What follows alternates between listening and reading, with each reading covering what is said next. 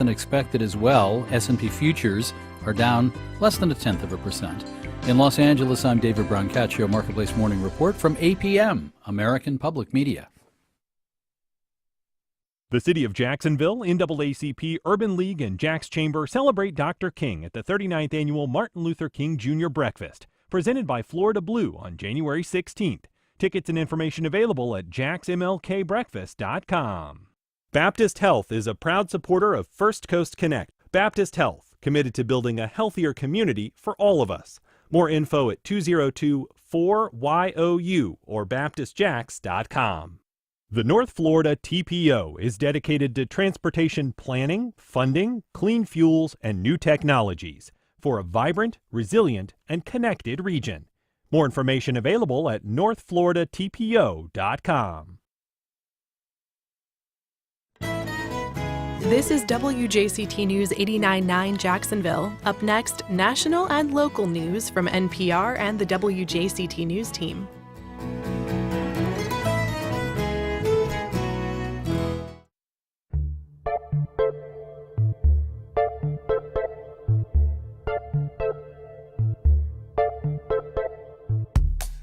Good morning, I'm Ann Schindler. On today's First Coast Connect, could Venezuela impact Tallahassee? We discuss potential political reverberations, as well as who and what to watch when the legislative session gets underway next week. Then, teaching kids mindfulness disguised as magic. We meet the author of a new book designed to help kids navigate the middle school quagmire, and the artist behind a new mural under the Fuller Warren Bridge. We ask what it means to have his work become the visual centerpiece for the weekly Riverside Arts Market. Join the conversation. Give us a call at 904-549-2937 or go to firstcoastconnect.org to find all the ways you can connect with us and sign up for our new daily newsletter. It's all ahead this hour after the day's news. Live from NPR News in Washington, I'm Corva Coleman. President Trump is urging major oil companies to make large investments in Venezuela following the ouster of the country's president, Nicolas Maduro, by the U.S. military. NPR's Camila Domonoske reports it would cost billions of dollars to boost oil production in Venezuela. Getting Venezuela's oil out of the ground is not simple. Kevin Book is with Clearview Energy Partners. It's not just a geologic problem or an engineering problem, but a math problem. Would companies make back the money they put in? Is the country stable enough to invest? And thanks to an oversupply of oil, global crude prices are comparatively low right now, so these investments might not be profitable at all without subsidies. On the other hand, there is a lot of oil in Venezuela, making it a good opportunity for future growth. And the kind of crude that is abundant there, heavy crude, would be welcomed by the U.S. refineries that have specialized equipment perfect for handling it. Camila Domonoske, NPR News. Trump administration officials are supposed to brief the full House and the Senate this morning on the U.S. military raid in Venezuela. Most Republican lawmakers have supported Trump's action, saying it was legal and justified.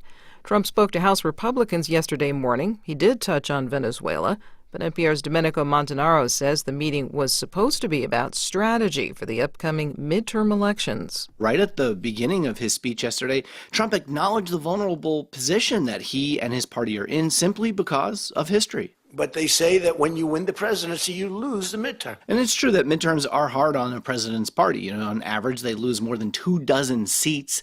And it's worse when a president's approval rating is below 50%. NPR's Domenico Montanaro reporting. NPR polling suggests that many Americans are saying the Trump administration is not solving problems of the cost of living in the U.S. Authorities still have no motive for last month's campus shooting at Brown University in Providence, Rhode Island, nor is there one for the subsequent killing of an MIT professor near Boston. But the suspect made recordings after the shootings, and prosecutors say they shed some light on his state of mind. From Ocean State Media, David Wright reports. Transcripts released by the Massachusetts U.S. Attorney's Office come from videos Claudio Neves Valente recorded in his Salem, New Hampshire storage locker after the shootings. His right eye wounded by one of his own shell casings, Valente says he'd been planning the attack at Brown University for some time. 6 months, he says, or 6 semesters. He claims to have roamed the campus many times before December 13th. I had plenty of opportunities, he says, but I always chickened out. He says he has no hatred towards America and that, quote, this was an issue of opportunity. For NPR News, I'm David Wright in Providence, Rhode Island. You're listening to NPR. Good morning. You're listening to WJCT News 89.9 in Jacksonville. I'm Stephen Ponson. It is 9:04. Anheuser-Busch is investing $30 million in its plant on Jacksonville's north side. The company says the money will be used to upgrade the brewing and packing equipment so the plant can make more Michelob Ultra beer. The $30 million outlay comes on the heels of a $10 million investment announced in late 2024, also for facility upgrades. The Jacksonville plant opened in 1969. It's one of 12 U.S. breweries operated by Anheuser-Busch. Florida Governor Ron DeSantis says he's against allowing members of the U.S. Congress to trade individual stocks. Douglas Soul reports he has a plan to address it at the state level. Governor Ron DeSantis says the federal government doesn't do enough to rein in congressional insider trading. States are limited in regulating Congress, but DeSantis says he wants Florida to require candidates to check a box on whether they plan to trade individual stocks. You'll have people get elected to Congress having never shown any investment acumen ever in their life, and then all of a sudden they become Warren Buffett on steroids. Those disclosures would continue. Well, when they run for re-election, they have to answer a second question. Did you, in fact, trade any stocks individually while you were in Congress? DeSantis also endorsed a federal bill banning congressional members and their immediate families from trading. I'm Douglas Soul in Tallahassee. Highs reach the mid to upper 70s this afternoon in northeast Florida with partly sunny skies and dry conditions. Overnight lows in the upper 50s. It'll be warm and dry through Friday. Support for NPR comes from NPR stations. Other contributors include Imaginable Futures, envisioning a future where learning sparks opportunity and thriving belongs to everyone. Learn more at imaginablefutures.com. And the listeners who support this NPR station.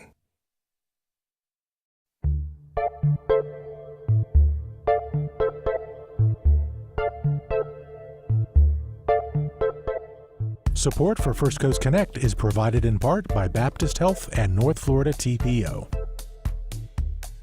Good morning. I'm Ann Schindler, and this is First Coast Connect. Today, lawmakers return to Tallahassee in a session sure to be marked by national and even international politics. We discuss what to look for from spending on schools to the future of Florida's rural counties. Later in the program, new art at the Riverside Arts Market. We talk to a local artist about his new environmental mural. But first, with the 2026 Florida legislative session getting underway Tuesday, we are getting a preview of who and what to watch, from legislative pet projects to the potential impact of world events on Florida. Here to guide us through the labyrinth is attorney and government expert Chris Hand. Good morning. Happy New Year, Chris. Happy New Year to you, Ann. Good to see you as always. It's great to have you back on the program, and very timely because, of course, this 60-day legislative session gets underway Tuesday. It's a new beginning legislatively, a new beginning for the new year. Give us, first of all, what it is that this session signifies, big picture, for lawmakers in the kind of political and international setting that we're in right now. Well, I think there are a variety of aspects that make this session unique. One is it's Governor Ron DeSantis' last legislative session. This is his last opportunity to move forward his agenda before, he leaves the office of governor in January of 2027. So we see these, every 8 years or 4 years where a governor has, his or her final attempt to kind of move an agenda forward. That introduces a particular dynamic into the session. Also, another dynamic is the fact that, speaking of the governor, that relations have changed between the governor and the legislative branch. Really, for the first, 6 years he was in office, he was largely able to achieve his agenda through the House and the Senate with minimal pushback. That has changed significantly in the last couple of years, particularly with the leadership of House Speaker Daniel Perez, who has opposed a lot of the governor's initiatives. And we'll see those threads throughout the session this year. Conflict between the governor and the House and the Senate. Again, not as harmonious as it's been in past years. As you also say, there are very meaty issues that affect every level of government. Probably the number one issue the legislature is going to deal with is whether or not they want to advance some sort of property tax amendment for the November 2026 ballot. That has massive ramifications for local communities throughout the state, local governments, cities and counties that largely fund core services through property tax revenues. The resolution of that debate, and of course, whatever voters decide in November, has a huge impact on how communities provide those local core services. But as you say, there's a number of other issues that come into play that you don't necessarily always think of as in the state purview, whether that's immigration, which the state has legislated on in recent years and looks primed to do more of that in this year. Controversy over Florida's vaccine schedule, which has obviously national implications, and then more recently, the events of the last week in Venezuela, whether or not the legislature will weigh in on that as well. So it will certainly be a very busy and action-packed 60-day session. I think many are coming to the belief that it's not going to just be 60 days. Last year we went into sort of an extended session because they couldn't reach agreement on the budget and a tax cut plan. Whether or not that happens or not, the governor's already talking about calling special sessions to deal with things like congressional redistricting and potentially other matters. My anticipation is, again, because it's the governor's last year, he's going to have the legislature in Tallahassee as much as possible to try and advance that agenda in this last period of time he has to do that. Some lawmakers already starting to cancel or postpone vacation plans, I am sure. I do want to ask about Venezuela because that's obviously consumed a lot of the news coverage of the last couple of days. And Florida is in some ways unique because of its large expatriate population. There's a lot of people from Venezuela here, but there's also a lot of people from other countries that are either sympathetic to what's happening to the people who live in Venezuela or have family connections of some kind in places like Cuba, which has also some, dynamics that resemble what has happened there. So what are you expecting? I know that South Florida has a larger population, perhaps in this region, but how are lawmakers going to be posturing or discussing this? How does it impact their actions in Tallahassee, or will it? Well, it's a very significant issue for Florida for many reasons. As you know, as you just said, we have a very large Venezuelan population in the state. By some counts, nearly 400,000 Venezuelans living in the state of Florida, so a very significant part of the Florida population. But also you have, very close Florida ties to some of the actions that have occurred over the last several years. Obviously, U.S. Secretary of State Marco Rubio, who's central to the Venezuela situation, was a U.S. Senator from Florida, and before that, Speaker of the Florida House of Representatives. So close ties in the execution of this as well.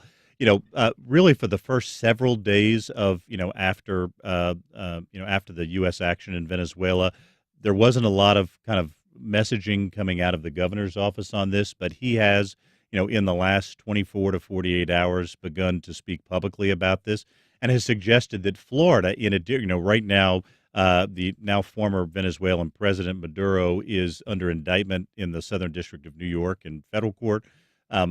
Governor DeSantis has suggested that Florida might prosecute Maduro for a variety of crimes, including, sending sort of gang activity to the state of Florida and other potential violations of Florida immigration law.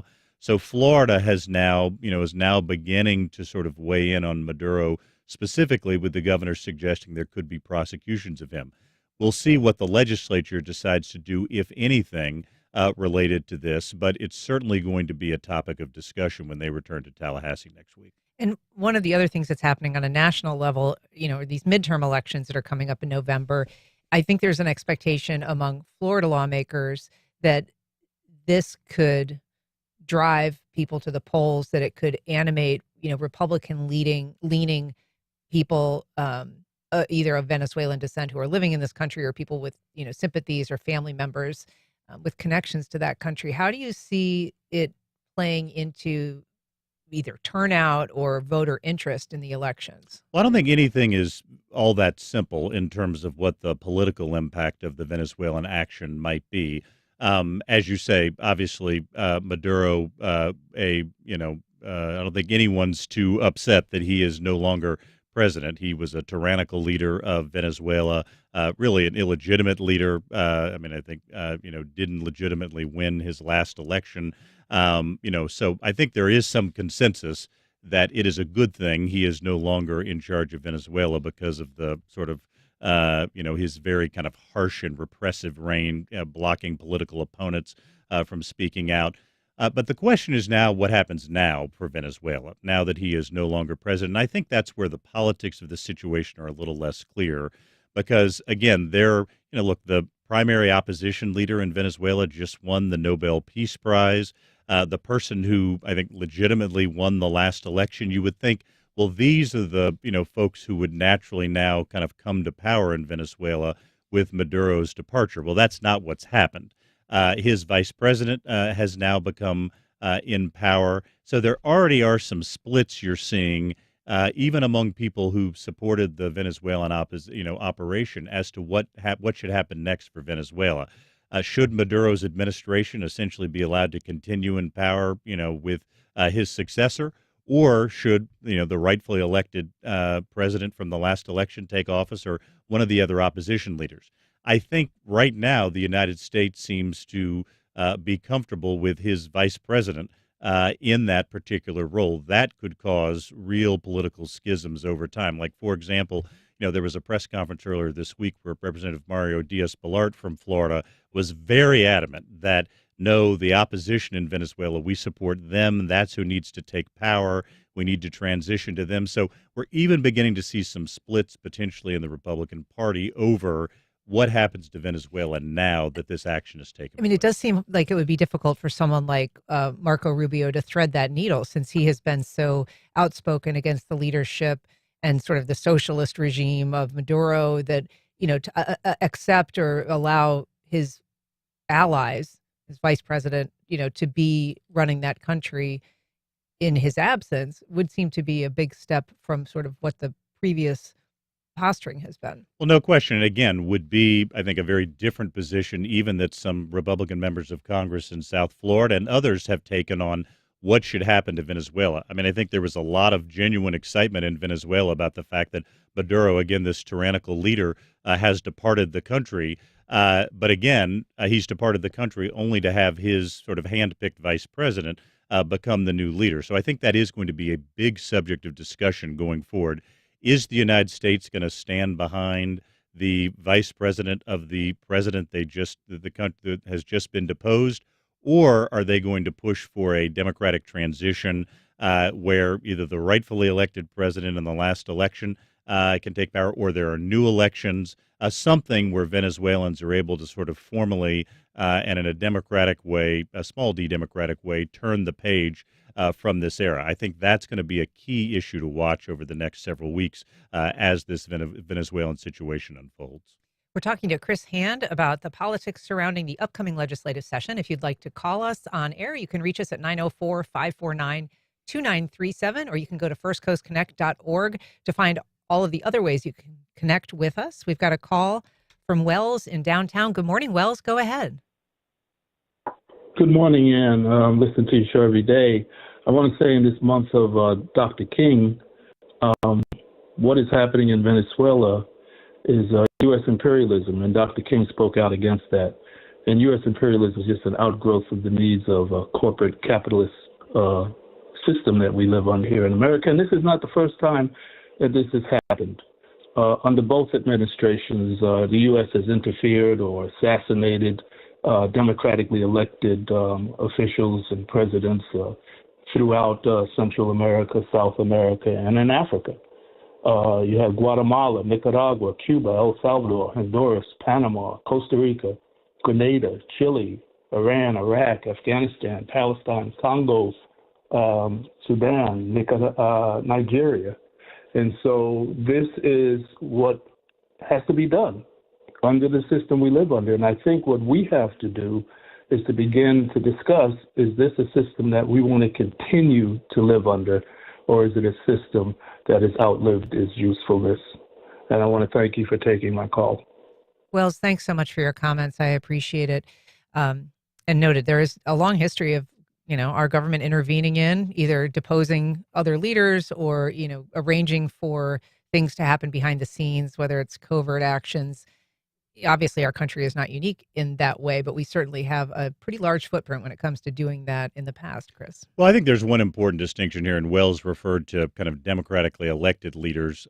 That is not the case here in Venezuela. Obviously, there was huge controversy about Maduro, his kind of rise to power, his staying in power, how legitimate that was.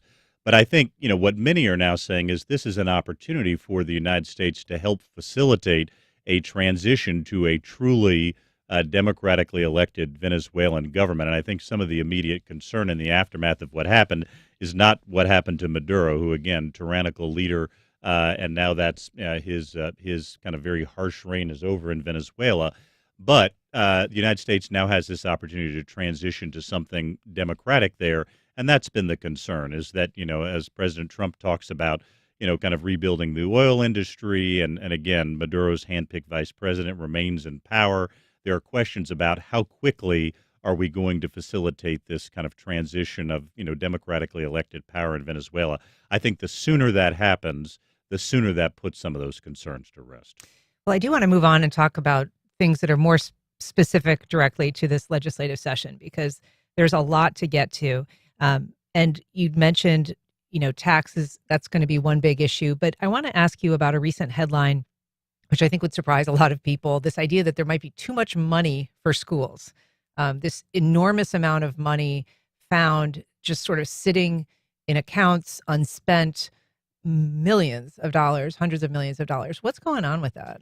Well, and as you will recall, a couple of years ago, the Florida legislature expanded the school choice program to make it what they call a universal voucher program. So basically, any student in the state each year can take a voucher of up to $8,000 to use at private or parochial or other schools, or even in some cases for homeschooling.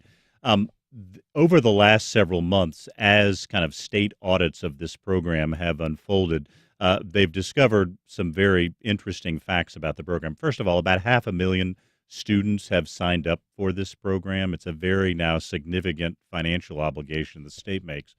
But they found that a bunch of students who signed up for it weren't actually using those benefits, leaving about $400 million in state accounts that were supposed to be using. And part of the reason this came up, Ann, is at the end of the last budget year, the State Department of Education had a shortfall of about $50 million, largely because of some of these issues. So naturally, they kind of went in, the State Auditor General did this audit and found real concerns with the kind of management of this program, surprise at the fact that so many resources that had been set aside for students weren't being utilized. So it is something the legislature is definitely going to address in this session.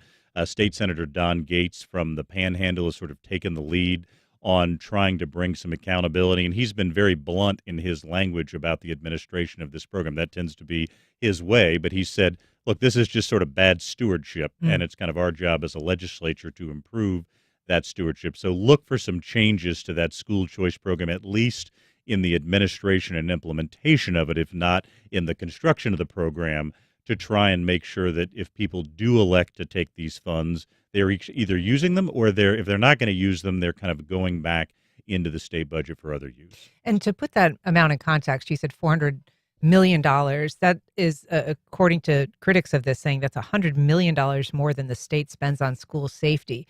That's coming at a time, and we know our local school districts around the state of traditional public schools are really doing a lot of belt tightening, school closures, consolidations, cutbacks of every kind, trying to fill that hole of those dollars that have been kind of pulled from the traditional system. It's a massive amount of unused money at a time where, as you say, the 67 local school districts in Florida are really having challenges kind of making their budgets work. So it's really been a matter of sort of bipartisan controversy. Again, this is not just one party or the other. Senators from both sides of the aisle, Carlos Smith from Central Florida, Don Gates from Northwest Florida, have expressed outrage about what's happened. So we can certainly expect to see some legislative action on that in the 2026 session. I want to ask you about rural voters, because they are a big part of the support base for the GOP. The Republican Party seems to be kind of acknowledging that with some of its priorities to rural Floridians in particular.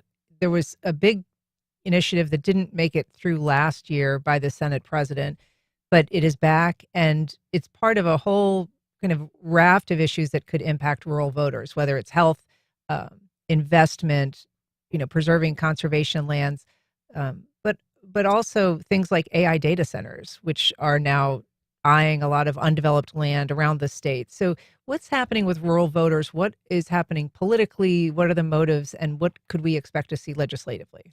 I think a lot of what is driving this focus, which I think many people would acknowledge has long not been enough of a focus to try and make sure that kind of rural areas in Florida have the infrastructure, economic development, healthcare that they need to sort of support their populations. But the specific driver is the occupant of the role of Senate President, Ben Albritton, who's from the town of Wauchula in southwest Florida, sort of very rural community, north of kind of Fort Myers and Lee County. He has made a rural renaissance, as he calls it, his number one priority since he became Senate President. Advanced a series of initiatives last year that did not go through the Senate. Again, they've brought them, went through the Senate, but didn't go through the entire legislature.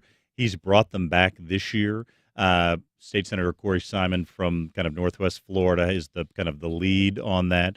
And it includes a variety of packages. One, funding to try and kind of help recruit physicians and other healthcare providers to set up practices in rural Florida. Money also to help with transportation and other forms of infrastructure in that part of the state, providing teachers with student loan assistance if they agree to go teach at kind of rural schools. Also the state providing greater Medicaid reimbursement to hospitals that are located in rural areas to kind of help them meet their bottom line. This has recently been joined by the federal government, just sort of the Centers for Medicare and Medicaid Services just announced that Florida is going to get more than $200 million over the next 5 years to help with rural health care as well. So again, I think there's a lot of factors, but probably the primary driver as to why this is getting attention is President Albritton, who has made this a priority to try to help kind of rural areas in Florida get some assistance that they haven't had for a long time, that have probably put them behind in terms of healthcare, education, transportation. This is his number one priority. So when we get to the kind of meat of session, as both houses of the legislature are trading ideas back and forth, President Albritton has made clear that what the Senate wants to do this year is rural renaissance. And do you think the fact that the midterms are coming will help him advance that agenda in a way that perhaps he didn't have last session when it didn't make it all the way through? I mean, that could conceivably have some impact. I think that, again, there does seem to now be some alignment, not just, the governor's office seems supportive of his initiative. Obviously, the Senate is supportive of it. There are many House members who represent rural areas. And now, particularly with some federal government investment in rural areas, I think that helps President Albritton's push as well, because, that sort of funding is a bit of a catalyst for what he's trying to do. So I think there's probably a variety of factors and also the fact that it's his final year as Senate President, that make it more likely that it passes in 2026 than its prospects were in 2025. We're talking about the upcoming legislative session with attorney and government expert Chris Hand. If you have a question for Chris or a comment, you can give us a call at 904-549-2937, or you can email firstcoastconnect@wjct.org. You can also go to firstcoastconnect.org and find all of the ways to connect with us. We have an email from Michael. He says, will DeSantis and AG Uthmeier be indicted by the grand jury now meeting in Tallahassee? Kind of a big question. We know that they're looking into some concerns raised about money spent by the Hope Florida Foundation, which is sort of nominally run by the governor's wife. So something that the Attorney General has also been very close to. But there is an investigation underway, and I guess grand jury proceedings are secret. So we don't know, I guess, what will happen with that. I don't think we don't have any idea what a grand jury might do or might not do. Grand juries don't always return indictments. Sometimes grand juries are convened, under the state law, there's a provision that they can be convened to look at subjects of kind of community or statewide concern. So we don't know at all what this particular grand jury might produce, whether they produce indictments of anybody, whether they produce just sort of findings and recommendations. I think it's way too soon to know kind of how that process will end. How does that show run when you've got the Attorney General, as perhaps one of the people that could be subject to some of the elements of the investigation? Like, who's running the show legally? How does that relationship work? Grand juries are convened by state attorneys. So it is the state attorney for the second judicial district that has convened that grand jury. He is an independently elected official, doesn't report to the attorney general or anything like that. Independently elected, reports to his constituents. And so that's who convenes. I mean, there is a statewide prosecutor that is in the attorney general's office that does have some of those same powers, but in this case, this was a grand jury that was convened by the Second Judicial Circuit state attorney. He's ultimately sort of in charge of and accountable for that process. I want to ask you about Democrats, because we know that there's a supermajority in both houses. Obviously, the executive branch is also run by Republicans. Democrats have some priorities of their own. First of all, does it matter when they have priorities? Does it drive the conversation? We know that typically those bills don't advance very far unless they have a Republican colleague that is sponsoring or co-sponsoring them. So when it comes to their stated priorities, which include things like identifying wasteful spending, they've made a big case for trying to investigate wasteful spending. Does that matter? How does that impact the session? Well, as you say, but particularly with a kind of a Republican supermajority in the legislature, it's unlikely that a number of the Democratic bills will actually come to fruition. But, I mean, I think they're going to use the session to try and kind of raise public attention about some of these issues, which matters for kind of potentially long-term legislative development, but also for the November elections. They are focusing on two issues. One, affordability. What Florida can do to sort of lower prices. And look, I think that's an area of bipartisan concern. You had Speaker-designate Sam Garrison on the program very recently, and he talked a lot about affordability and pricing. One of the things the Democratic legislators have proposed is that the state enter into a property insurance compact with 14 other states, trying to create sort of a risk pool to lower property insurance rates. That is, for all the discussion over property taxes, I think probably number one, maybe now health insurance, but in addition to that, property insurance remains really at the top of the list of affordability concerns that Floridians have. So Democratic legislators very much kind of focusing on that and on other kind of housing issues. One of the proposals that Senator Tracy Davis from here in Jacksonville has put forward is the idea of giving Floridians who are first-time home buyers a break from what are called doc stamp taxes, documentary stamp taxes, a tax you pay on the transfer of real estate in the state. She suggested giving first-time home buyers a break. So that, I mean, again, these are all going to be ideas to sort of advance the debate and kind of tee up issues. I think they're less likely to see the light of day. But there are times where Democrats, as you say, particularly in coalitions with Republicans, can advance ideas. I just mentioned State Senator Tracy Davis. She has been extraordinarily successful during her time in the legislature in finding issues where she can build bipartisan coalitions and advance those forward, even while she's going to be the Democratic Senate leader after this session. So I think that's what I would look for more from the Democratic side. Can they pass their Democratic agenda? Less likely. Can they find issues where there is bipartisan agreement and some ability to forge consensus and move those through the legislature?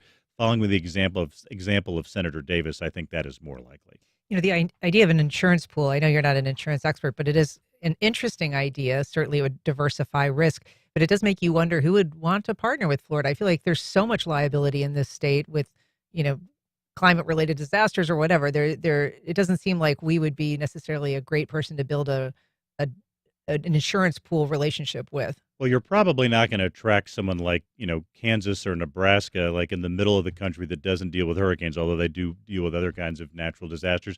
I think the idea is probably take states that have similar risks and pool them together. I haven't seen this is a proposal from Kelly Skidmore from South Florida, so I haven't seen which state she, has actually proposed there. But I would guess that they are states with similar risks. So coastal states that have to deal with hurricanes as well. In that case, they pool their risks. So I can imagine it might be places like Texas and Louisiana, Alabama, Mississippi, South Carolina, North Carolina, Georgia, places that may have similar risk. Well, I guess would be my guess, but I haven't seen the full list of what's in her proposal. We have talked a little bit in the past about the property tax proposals and, the concerns that local governments have that could strip significant dollars away. But these do seem to be moving forward in some capacity. a number of the House proposals expected to kind of be in the early stages of the session so that they can move to the Senate and try to build some consensus for something that would ultimately go before the voters. So do you have any sense of kind of which is perhaps gaining more momentum, which kind of proposal is going to be more popular? Well, it's very interesting because there's a high bar to doing any of this. It requires, a supermajority of the legislature to put any kind of amendment on the ballot. That requires agreement between the House and the Senate, which is easier said than done right now, particularly at that supermajority standard. And then it has to go to the ballot where 60% plus one of the electorate has to approve these changes. So there's a very high bar for these property tax changes. Really, the House proposals revolve around a common theme of relieving homestead properties, people who are using a property as their primary home and taking a homestead exemption on that, giving some relief to homestead property owners. And that's various iterations to that. One is in 2027, all non-school homestead property taxes would go away. Another one would phase it in over 10 years. Another one would have it go away immediately, but only apply it to Floridians of the age of 65 or older. Another version of that, which actually Speaker-designate Garrison talked a little bit about on your program when he was on it, is you apply the exemption, but only to homes that have property insurance as a way to try and mitigate some of those costs. So those are some of the ideas, not all the ideas, but some of the ideas that are out there that the House is now going to be debating. As you say, if those pass the House with the necessary, one or more of those pass the House with the necessary supermajority, they then go to the Senate. We're going to see a lot of back and forth on this. And, of course, the governor, he's going to weigh in on this. This has been a big priority of his. He actually set aside some money in the budget in the hopes that there would be some kind of property tax, amendment that advances. So he's going to obviously weigh in on this. His position has been that we should eliminate property taxes on all homestead property on the state. That has received a lot of pushback, and as you know, from cities and counties. Just to put some numbers on it, as we've talked about before, the city of Jacksonville's budget is about $2 billion this year. $400 million of that, 20% of the budget, comes from homestead property taxes and funds things like police, fire, parks, public works. So these are core services, and so there's a lot of concern among local governments, cities and counties around the state, as to how they might fund core services in the event that one of these proposals ultimately passes. We just have a couple minutes. I want to touch briefly on redistricting and also weave in a question we got from Ricardo. He says, can Chris comment on the idea of reducing the number of counties? What would that, this would be the ultimate hit on local rule.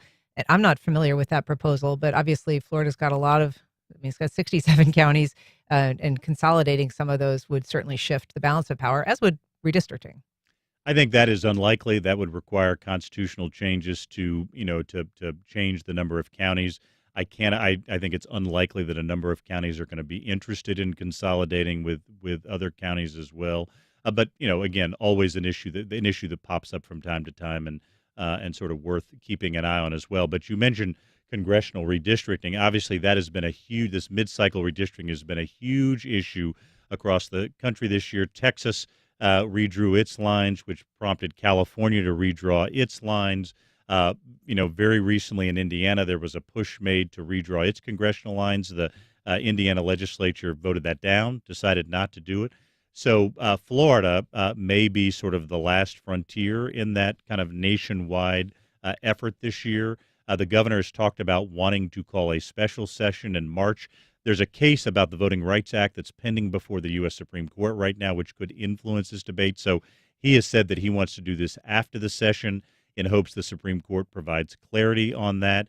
Again, an area of conflict between him and the House. The House Speaker has said, no, if we're going to do this, we should do it during the regular session, not in a special session. So it's not clear where that's going to go. It doesn't seem to have the momentum in Florida that it has had in other states. But we'll see if it picks up momentum as the session starts next week. And certainly Florida, I guess, is one of the harder places to do that because of laws in place that don't allow for partisan redistricting as opposed to redistricting based on kind of shifting populations.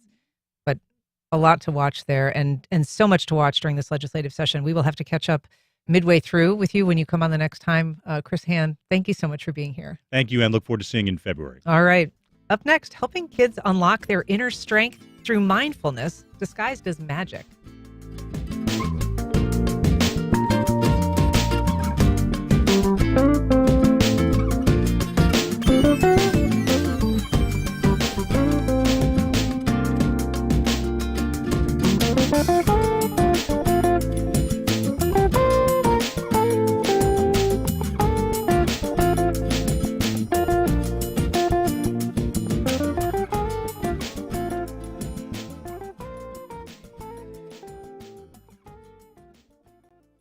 Welcome back. Well, a new book by a First Coast author aims to help kids unlock their inner strength through mindfulness disguised as magic. Here to tell us about it is Susan Chapelier, author of Skylar and the Moonstone Medallion. Susan, good morning. Good morning. We are also joined by her husband, John, author of The Daily Six and a motivational speaker. John, good morning. Good morning. Nice to be here. It's great to have you both. So, Susan, what led you to write this book in the first place? Well, I raised a very difficult child and thought that if he ever got to the other side, which gratefully he did, I would write a book that might help other moms. And what happened was I had saved and documented everything, therapies, medications, everything, only to discover that they were really irrelevant 20 years, 25 years later. But the one thing that was still true was how it feels to be a mom of a child that's really struggling. And so I knew I had a story. I just wasn't really sure where to take that. And I had been involved with John as the Daily Six evolved, and he went to have his book translated. And someone said, you know, it would be really great if there was a book like this for kids. And that was my light bulb moment. And so this is a book that's rooted in your experience, but John, rooted somewhat in the kind of principles that you write about in your book. Yes. And so tell us a little bit about what your advice is for adults that Susan was thinking about trying to make accessible for kids. Well, the concepts in the Daily Six are just universal, love, forgiveness, gratitude, quiet time, those kinds of things. And the idea was, if you can set your heart and your mind in the right direction, your life will follow.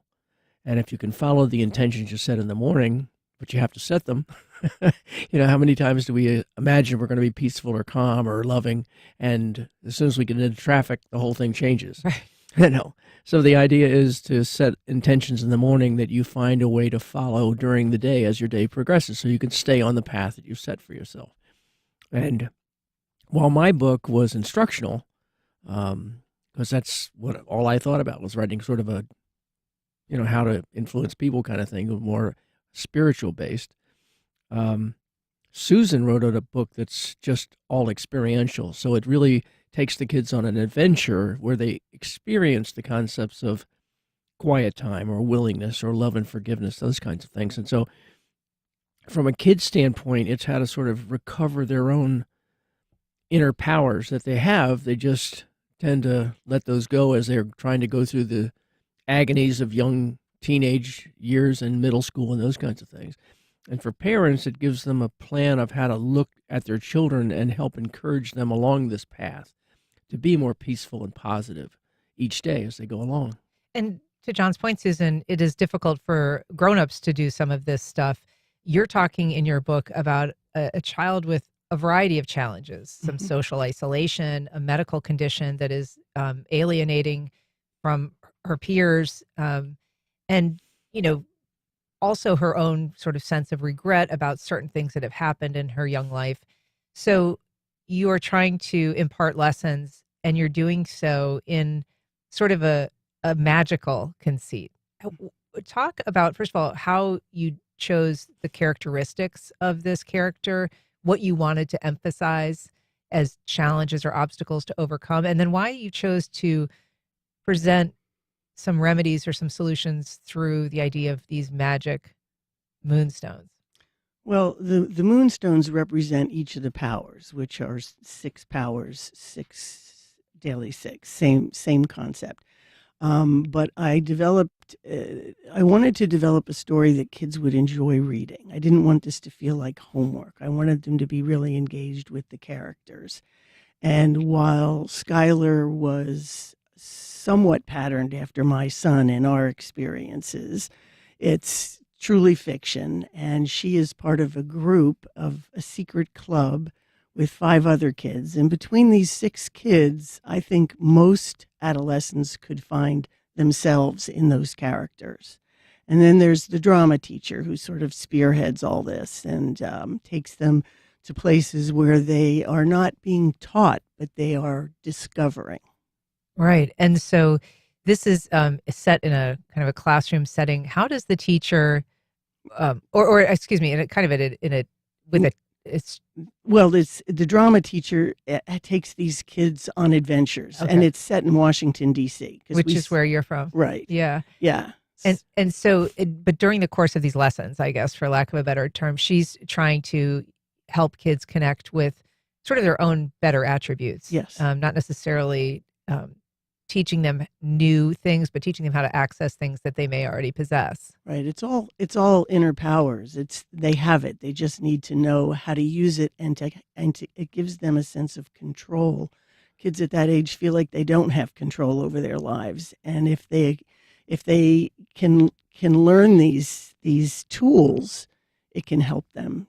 Why did you want it to be something that parents could also use as a resource? And how important is it to have parents be able to kind of teach some of these lessons to their kids or help communicate to them?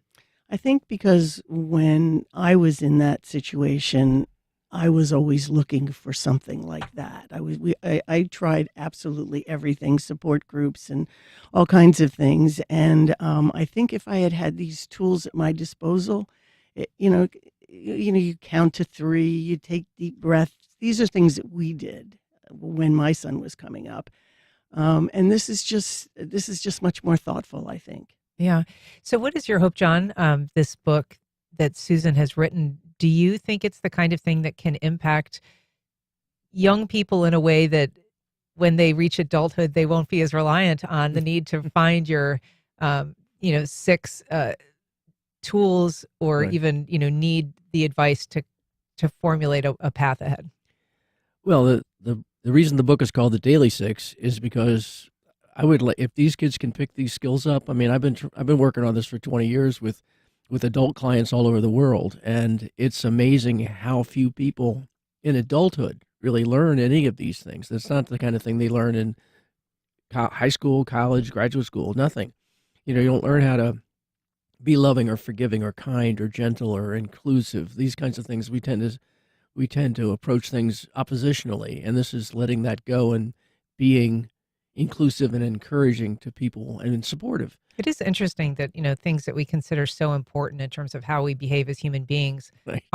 that there is no formal mechanism to teach those things. I guess we just assume that we'll pick them up or that parents will impart those lessons. I think so. I don't really know. I write a lot this time of year. I write a lot about taking the feelings that we have this time of year and spread them out into the rest of the year, rather than just making this a special day or a special time of year. Why don't we just make it a special feeling that we expand throughout the year? And that's what I'm hoping will happen with Skylar, is that the kids will begin to pick this up at 12 or 13 and practice it in a daily way, that by the time they hit high school or college, this is an ingrained behavior where they're looking for ways to help others, or they're looking for ways to find and support each other rather than just being self-focused. I mean, that's absolutely how I grew up, absolutely self-focused. And if you're having a trouble, that was your problems. And I've found as I turn that around in my life, it's the more I focus on the needs of others, the more successful I become. And, and I why that happened, I really honestly don't know, but I do know it works. And so we've seen so many kids, we've had so much early reader feedback on this that it's enlightened us and enlightened our hearts in ways that we never imagined. Yeah. So we're really excited about it. I was going to ask you kind of what the reception has been. What are you hearing, Susan? Well, I'm hearing from kids, young kids, 10-year-olds who have read the book and have commented that it gives them ways to calm themselves down when they're anxious. And I've heard from adults who oftentimes have grandchildren or children that they're interested in the book for, but also for themselves. I think it's an enjoyable read for adults as well. And if you're into the Daily 6, this is a really, it sort of reinforces those things that, if they were meaningful to you when they read John's book, they might find this interesting as well. Well, the book is called Skylar and the Moonstone Medallions. It's a beautiful book. It is available. We have a link on our website with this story. But congratulations on the book. Thanks a lot for coming on to talk about it today. Thank you very much for having us. Thank you. All right. And we'll be back in just a minute.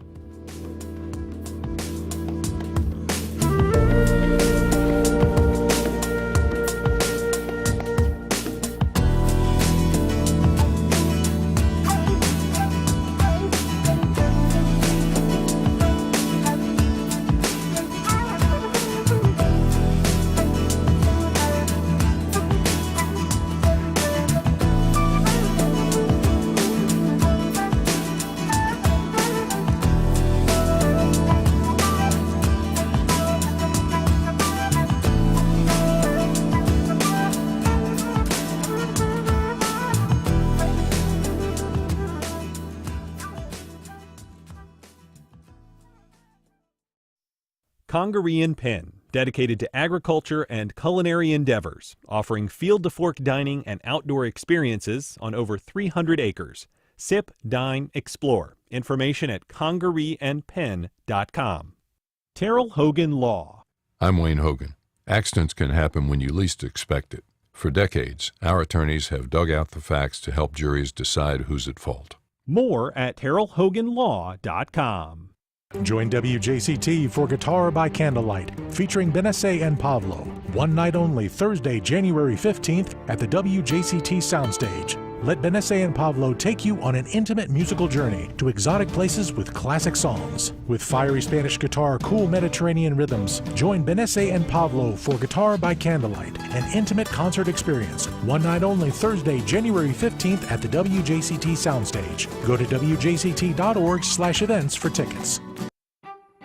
With Venezuelan President Nicolas Maduro in a New York court, who will lead the country now?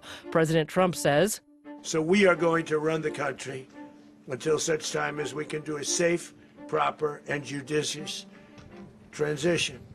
the legality, practicality, and morality of regime change in Venezuela. That's on the next On Point. Today at 11, here on WJCT News 89.9.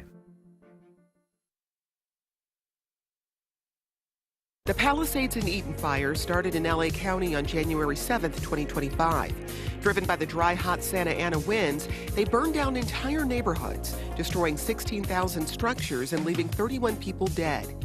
1 year later, we check in with residents and look at a possible blueprint for how citizens can help limit the devastation caused by wildfires. That's next time on 1A. Today, starting at 10 on WJCT News 89.9.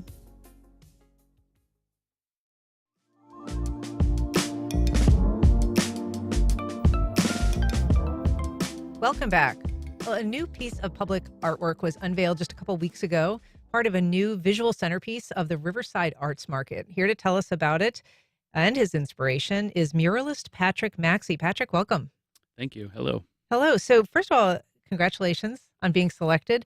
Your artwork was in response to the Riverside Avondale Preservation's call for artists, and they had some 70 people, seeking to do this mural with ideas, and you were selected. So tell us, first of all, just how you learned that you were selected, and a little bit about how you got to actually beginning work on it. Yeah, there's calls constantly throughout the years, here and there, and I was excited to see something close by where I live in Jacksonville. And so I applied just like any other ones. I mean, you apply to so many throughout the year, and you just kind of fill out the application and hope it works. And this time it happened to work, and it was great to get receive a phone call to say that I was selected, which was just great. And I was happy to be able to paint something close by. Yeah, and so this is kind of your first mural in Northeast Florida, even though you have murals around the world, many murals in other places that you've lived. You've only kind of recently moved back to Northeast Florida. So this is starting a new tradition for you, but you are a pretty experienced muralist and a very experienced artist. Yes, I've done this full time over 15 years and painted well over 100 murals all around the world. And it's always different. Locations are different and fun. But yeah, really great to have something that I could just drive to and not have to fly to and work on for a couple weeks. Yeah, and this was a call for some pieces. It was on the JEA pump station, which is under the Fuller Warren Bridge. It's really almost like a visual centerpiece now of the Riverside Arts Market. And they were looking for things that were communicating, natural environment, connection to the St. Johns River, which is, of course, right there. And so for people watching our live stream, they can see your mural. But describe for people who can't see it what you chose to put in it and a little bit about your visual style. With this mural, I'm usually painting flat walls, and this one is a round building, which had a couple issues here and there to work on and challenges. But on the mural itself, I just wanted to capture the amazing beauty and natural elements that are involved within the St. Johns River, which are right there. So while painting it, it was pretty amazing to see dolphins swimming by and people fishing. So within the mural, there's a bunch of different flora and fauna and local wildlife all kind of together. You can see above the water and below the water. There's kingfisher, manatees, alligators, various fish, frogs, things that are local. And in my style, I kind of tweak them a little bit, kind of hype up the colors, make them a little more vibrant and a little more fun to give them that kind of personal, whimsical, elegant touch. Yeah, and they are whimsical, but as you say, faithful to the species that you're referencing, and they are all local. Talk about just kind of your inspiration as a painter. Where do you draw from? What are you thinking of? How do you evoke the visuals that you're kind of, how do you get that out of your brain and onto a surface? I mean, this particular mural was perfect for my style. I do a lot of nature and animal-based things, but I kind of add little humanistic elements to them to give them a little more storytelling vibe to them. I really like work that kind of speaks to all ages and kind of sparks creativity and imagination back into those things that we forgot when we were children. And we're looking also at some other images of yours that are not the mural, but there's almost something about it that makes me think of like illustrations of children's books. Have you done illustration before, or is your work mostly in galleries and the murals that you've done? Yeah, so I started really young doing t-shirt designs, actually when I was 6 years old, and I did a ton of illustrations. So I do a lot of illustrative work and painting work. So I do show in galleries across the U.S., and then I do large-scale mural work. But it all kind of has that overall storybook, whimsical, fun feel, as well as sharing a lot of the species that I enjoy painting, particularly endangered species, and focus on them.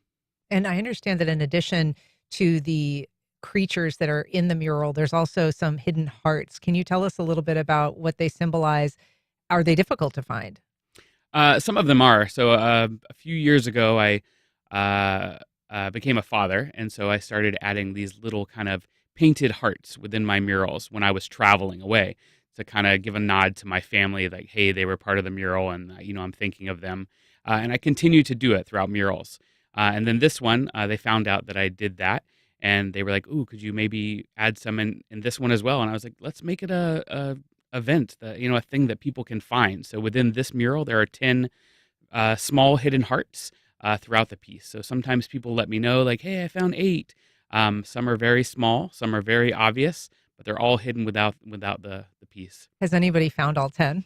They could have. Usually people don't reach out and say, I found 10, but they're kind of a fun, interactive part of it. And if people are interested in seeing your work, you're on Instagram. What's your handle? It's just my name, Patrick Maxey. And it's spelled Maxcy. Correct. And then my website is just the same, patrickmaxey.com. Well, Patrick, thank you so much for coming on. Congrats on the mural. Appreciate it. Thank you very much. All right. And that's our program. Thank you for listening. If you have comments or questions, you can send either to First Coast Connect at wjct.org. And you can find all of our past and current shows at firstcoastconnect.org, where you can also sign up for our new daily newsletter. First Coast Connect is produced by Stacey Bennett. Our associate producer is Isabella Casapow. Our show is directed by Brady Corum. And our theme music is performed by Club de Belugas. Join us tomorrow when we tell you about a proposed law that could let unhappy homeowners fire their HOA. I'm Ann Schindler. You've been listening to First Coast Connect on WJCT News 89.9.